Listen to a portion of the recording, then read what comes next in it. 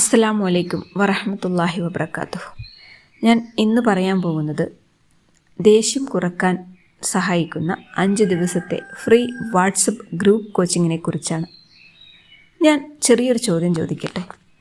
നിങ്ങൾക്ക് ഒരിക്കലെങ്കിലും കോപം വന്നിട്ട് നിങ്ങൾ കോപത്തിലിരിക്കുമ്പോൾ പറഞ്ഞ വാക്കുകൾക്ക് പശ്ചാത്താപം തോന്നിയിട്ടുണ്ടോ? കോപം വന്നപ്പോൾ നമ്മൾ പറയുന്ന ഒരു വാക്ക്, ചെയ്യുന്ന ഒരു പ്രവൃത്തി വർഷങ്ങളായി ഉണ്ടായിരുന്ന നമ്മുടെ ബന്ധം പോലും തകർക്കാം. അതിനാൽ തന്നെ ഇസ്ലാം കോപത്തെ വളരെ ഗൗരവമായി കാണുന്നു. അള്ളാഹു ഖുർആനിൽ സ്വർഗത്തിന് അർഹരായവരുടെ ഗുണങ്ങൾ പറയുന്നിടത്ത് പറയുന്നുണ്ട്, കോപം അടക്കുകയും മനുഷ്യരോട് ക്ഷമയോട് പെരുമാറുകയും ചെയ്യുന്നവർക്ക് സ്വർഗം ഉണ്ടെന്ന്. അതർത്ഥമാക്കുന്നത് എന്താണ്? കോപം വരുന്നത് തെറ്റല്ല, പക്ഷേ കോപം നിയന്ത്രിക്കുന്നത് വലിയൊരു സ്വഭാവമാണ്. നബി സല്ലല്ലാഹു അലൈഹി വസല്ലമ പോലും നമ്മെ ഇതേ കാര്യമാണ് പഠിപ്പിച്ചത്.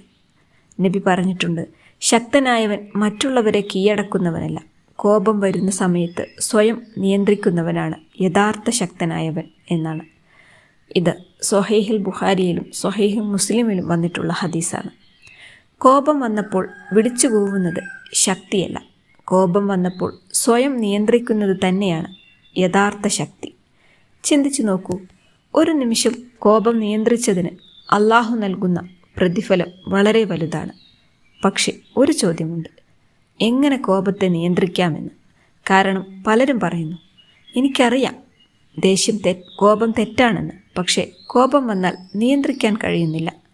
അതുകൊണ്ടാണ് കോപം നിയന്ത്രിക്കാൻ ആഗ്രഹിക്കുന്നവർക്ക് വേണ്ടി ഞാൻ 5 ദിവസത്തെ ഒരു ഫ്രീ ഗ്രൂപ്പ് കോച്ചിങ് നടത്താൻ ആഗ്രഹിക്കുന്നത്.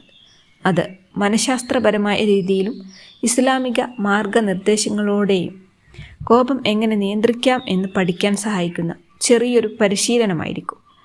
നമ്മൾ അവിടെ പഠിക്കുന്നത്, കോപം വരുമ്പോൾ മനസ്സിൽ എന്താണ് സംഭവിക്കുന്നത്, കോപം ഉടനെ കുറയ്ക്കാനുള്ള പ്രായോഗിക മാർഗങ്ങൾ, നബി സല്ലല്ലാഹു അലൈഹി വസല്ലമ പഠിപ്പിച്ച കോപം നിയന്ത്രിക്കുന്ന രീതികൾ, ബന്ധങ്ങൾ തകർക്കാതെ കോപം കൈകാര്യം ചെയ്യുന്നത്, ഇവയെല്ലാം നമുക്ക് ഒരുമിച്ച് പഠിക്കാം.